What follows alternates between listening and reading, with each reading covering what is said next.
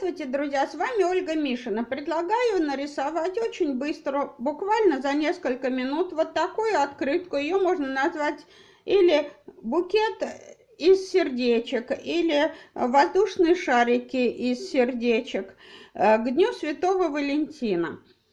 В том году я делала похожую работу уже из аппликации, когда из открытой коробки вылетало много-много сердец. Был такой замечательный подарок.